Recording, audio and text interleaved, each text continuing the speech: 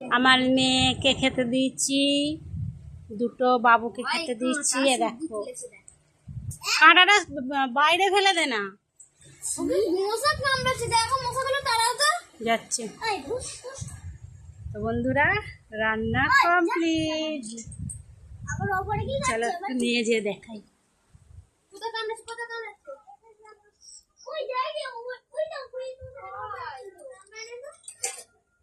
মাছের ঝোল, মাছের ঝাল, ভাজাভুজি, ভাত, এটা চালতার ডাল, আর এখানে নারকেল ভাজা।